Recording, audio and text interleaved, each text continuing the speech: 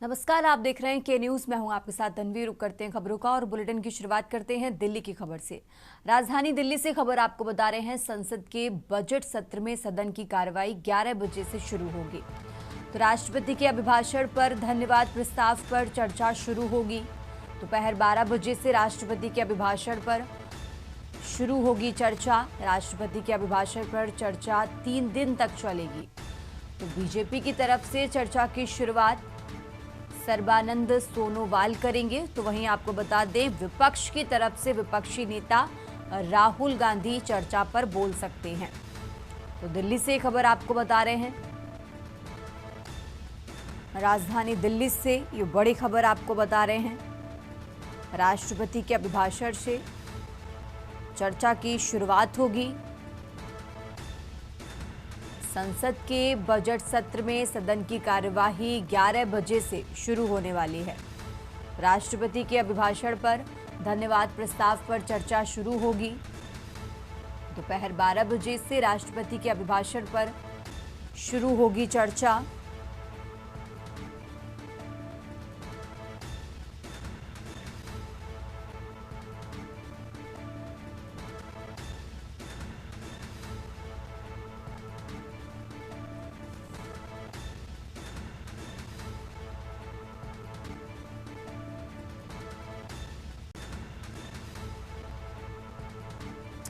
तो लोकसभा में आज सरकार और विपक्ष आमने सामने होंगे। राष्ट्रपति के अभिभाषण पर चर्चा के दौरान तकरार के पूरे आसार हैं। और इसी खबर पर ज्यादा जानकारी के लिए दिल्ली से विशेष संवाददाता अखिलेश जी हमारे साथ जुड़ चुके हैं। अखिलेश जी, इस तरीके से जानकारी मिल रही है कि आज से देखिए लोकसभा में आज सरकार और विपक्ष आमने सामने होंगे। सबसे पहले तो जिस तरीके से बजट पर आज विपक्ष पूरी कोशिश करेगा सरकार को घेरने की, अखिलेश जी।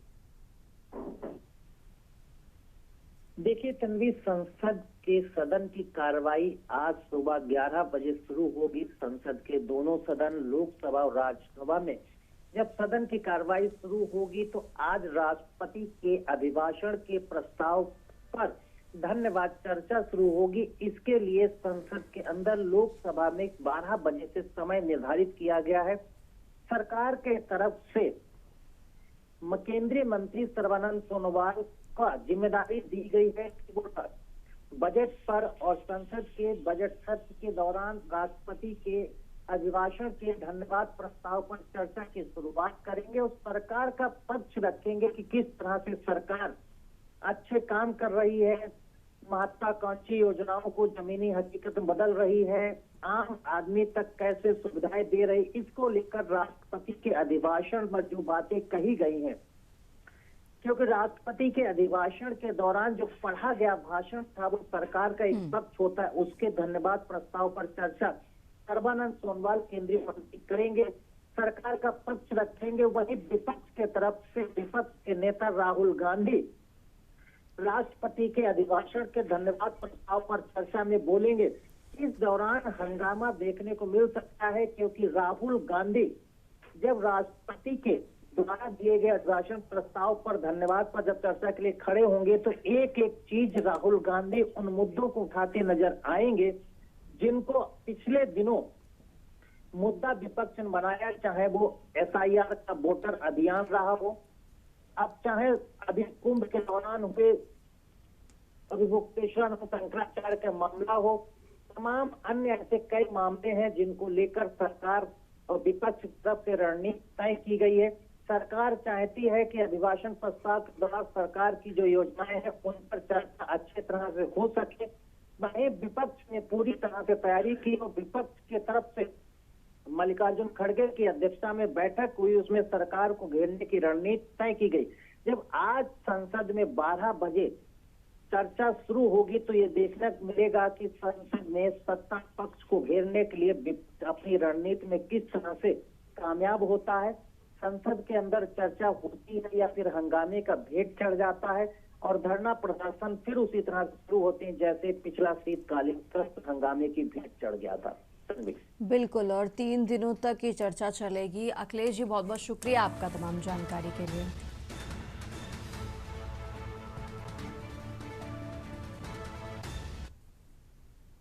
और आगे बढ़ते खबरों में खबर लखनऊ से है, जहां संपत्ति का ब्यौरा अपलोड नहीं करने पर सैलरी रुकी। तो संपत्ति का ब्यौरा अपलोड नहीं करने वाले कर्मियों का वेतन रुका है। करीब 68,236 राज्यकर्मियों का वेतन रोका गया है। मानव संपदा पोर्टल पर अपलोड करना था संपत्ति का ब्यौरा, और ब्यौरा अपलोड ना करने पर वेतन रोका गया है। तो ब्यौरा ऑनलाइन दर्ज ना करने तक सैलरी जारी नहीं होगी। 31 जनवरी 2026 तक करीब 8,66,261 को देना था संपत्ति का ब्यौरा। तो संपत्ति ना बताने वालों में सर्वाधिक 34,926 तृतीय श्रेणी राज्यकर्मी हैं। तो लखनऊ से खबर आपको बता रहे हैं।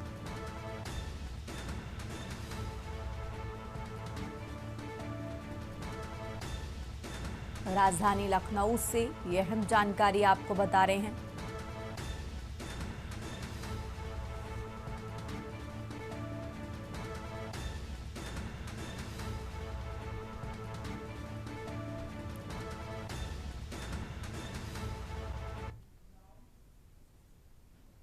और अब खबर सीतापुर से है, जहां जिंदा मुस्लिम मतदाताओं का भरा गया प्रारूप साथ। फॉर्म में लिखा गया फर्जी नाम व मोबाइल नंबर। 63 मतदाताओं को मृत दिखा तहसील में फॉर्म जमा हुआ है। जांच के लिए बीएलओ के पास पहुंचे फॉर्म 7 से हड़कंप बचा। इलाके के राजकुमार के नाम से जमा कराए गए थे फॉर्म। सपा विधायक अध्यक्ष रमेश चंद्र शुक्ला ने शिकायत की है। आरोपी युवक ने थाने में पत्र देकर वीडियो भी जारी किया है।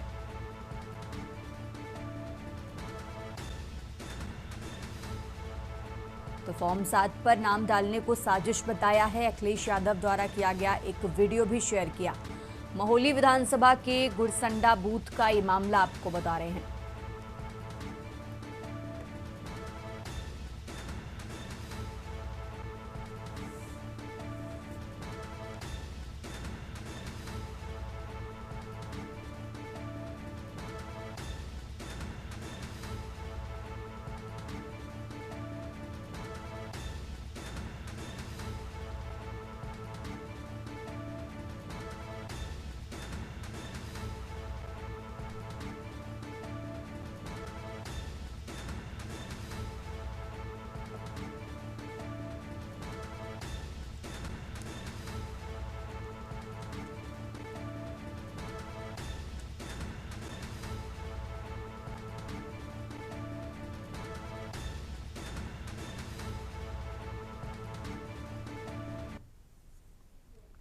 और अब रुक करते हैं अगली खबर का। खबर एटा से है, जहां एटा में दर्दनाक सड़क हादसा हुआ है। 2 बाइकों की आमने सामने भिड़ंत हो गई। इस हादसे में 4 लोग गंभीर रूप से घायल हुए हैं। तो सभी घायल मरथरा के निवासी हैं। दावत खाकर लौट रहे थे चारों बाइक सवार, और उसी दौरान ये हादसा हुआ है। देहात थाना क्षेत्र के मरथरा पेट्रोल पंप की ये घटना आपको बता रहे हैं। इस हादसे में 4 लोग गंभीर रूप से घायल हुए।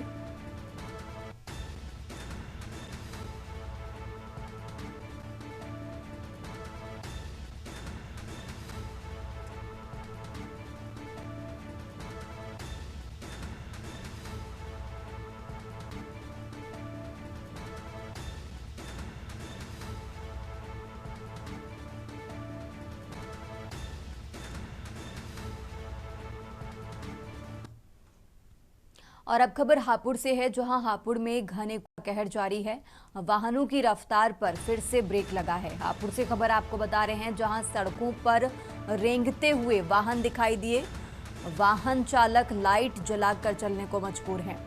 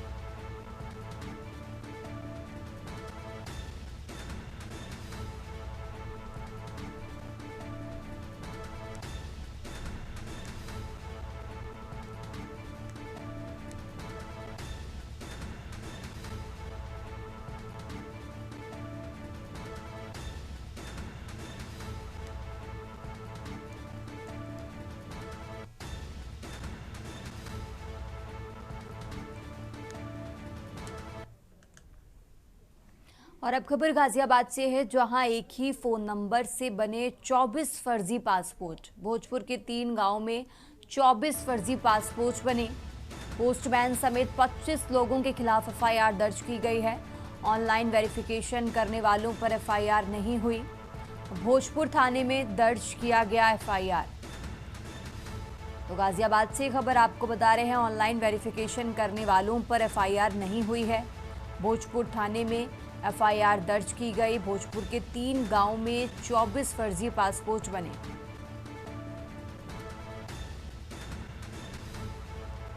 पोस्टमैन समेत 25 लोगों पर एफआईआर दर्ज की गई है।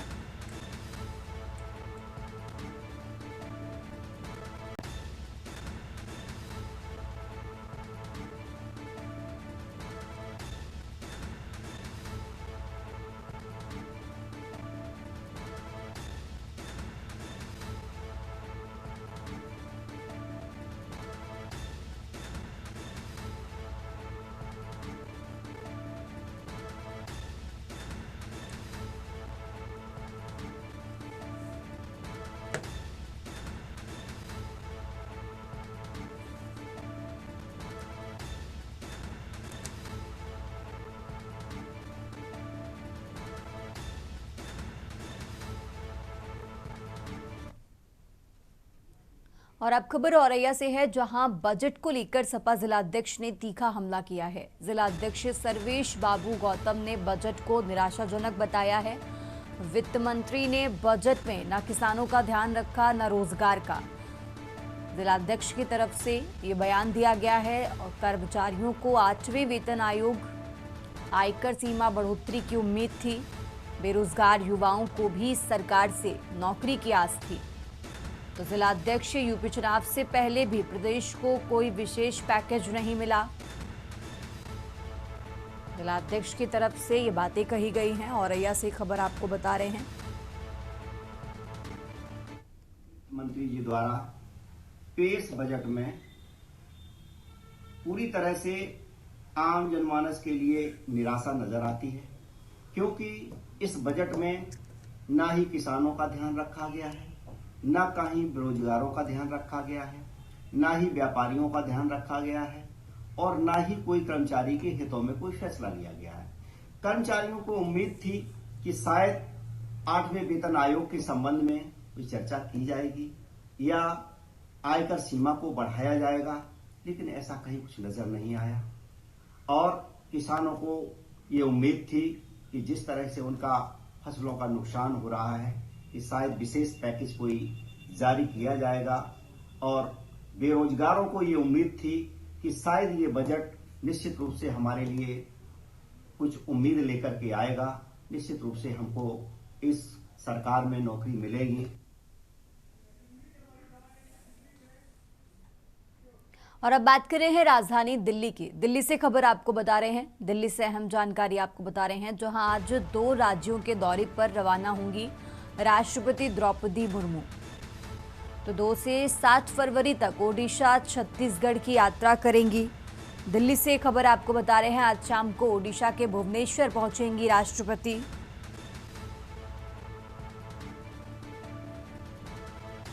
तो राजधानी दिल्ली से ये बड़ी खबर आपको बता रहे हैं, कल विश्वविद्यालय के दीक्षांत समारोह में शामिल होंगी। राष्ट्रपति ओडिशा में कई परियोजनाओं का उद्घाटन करेंगी। तो भुवनेश्वर में आयोजित ब्लैक स्वान समिट इंडिया में भी भाग लेंगी। राष्ट्रपति द्रौपदी मुर्मू 7 फरवरी को छत्तीसगढ़ के दौरे पर रहेंगी। तो ओडिशा और छत्तीसगढ़ के दौरे पर राष्ट्रपति द्रौपदी मुर्मू ओडिशा में कई परियोजनाओं का उद्घाटन करेंगी। इस बुलेटिन में फिलहाल इतना ही। आप देखते रहिए के न्यूज इंडिया। आप देख रहे हैं के न्यूज, खबरों का सारथी।